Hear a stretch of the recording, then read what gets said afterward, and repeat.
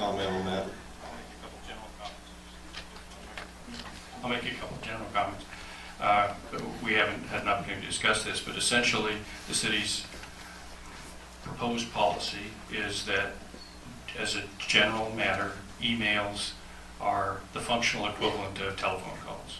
And the Public Records Act requires the retention of records which are intended to be permanent public records.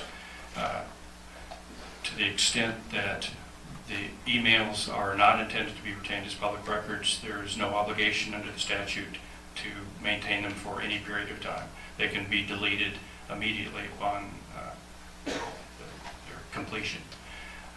Emails that contain information, for example, what you cited the last ordinance discussion, that what the city's practice is to make paper copies of those. Once they're paper copies, they are permanent records for the purposes of the Public Records Act. I think the distinction essentially is to, in this proposed policy, is to distinguish between those emails, some of, if they are in fact maintained and not destroyed, they are public records, there's no question about it.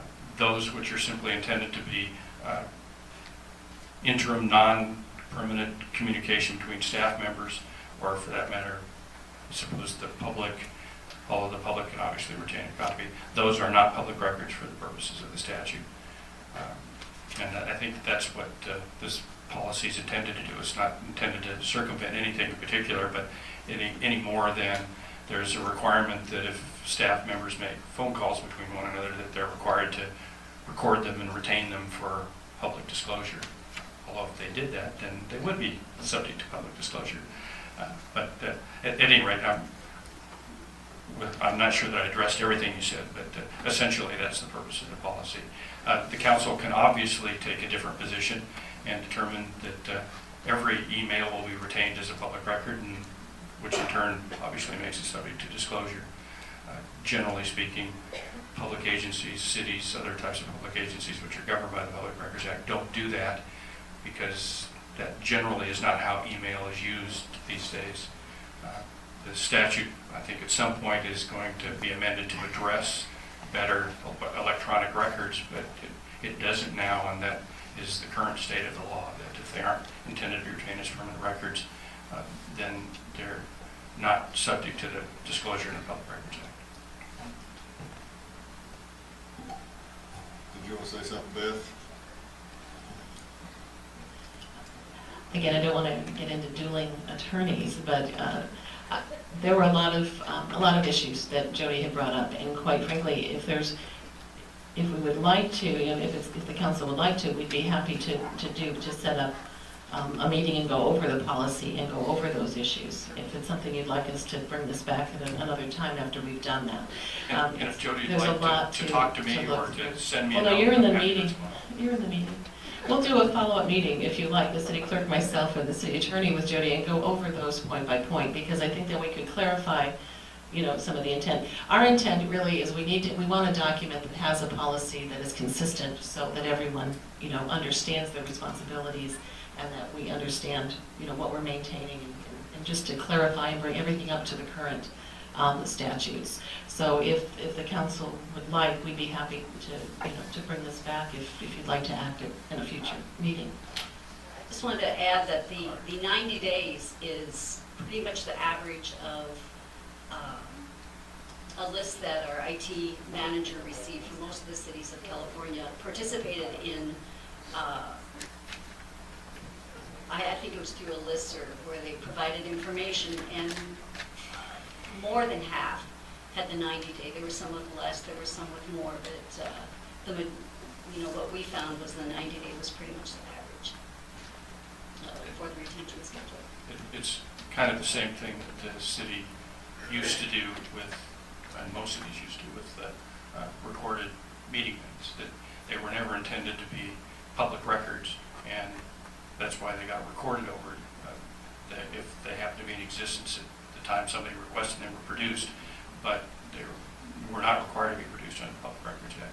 And email is kind of slopped over into that area. Harvey, do you want to say anything? Kathy? Just to kind of just expand a little bit on what Brenda said, I know just from my own history of being a council person, I tended to want to save, like you mentioned, Jody, saving emails just for my own personal reference.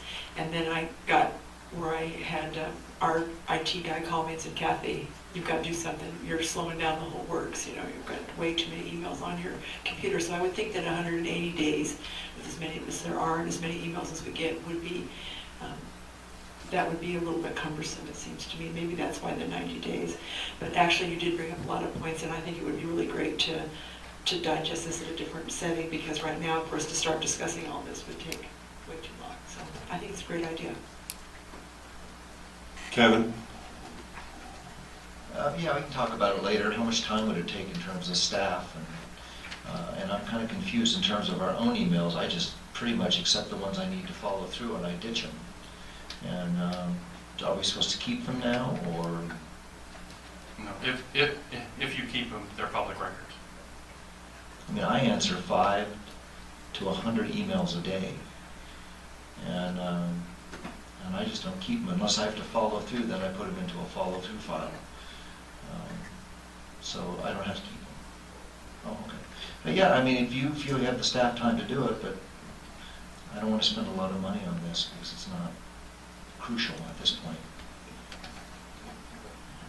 Well, from the presentation, it seems pretty concise. I mean, I think the other, I don't believe it would take a whole lot of time. So I would recommend. Okay, if that's all, we need a motion to approve number D. This one. No, well, now wait a minute. Don't we have to bring it back? I want to make a motion to bring back 3D with. Actually, I think you just want to make a motion to table. All right, table it, and we'll see you later. Second. I'll second. By the way, I should comment for Jody and for the remainder of the audience that you can adopt any records retention scheme you'd like, but the governing law is still the Public Records Act and the Government Code, which we can say that you can destroy every record in the city after a year. That's not the law, and the law that we have to follow is contained in the Public Records Act. Okay, so we have a motion and a second to table it, vote on the board.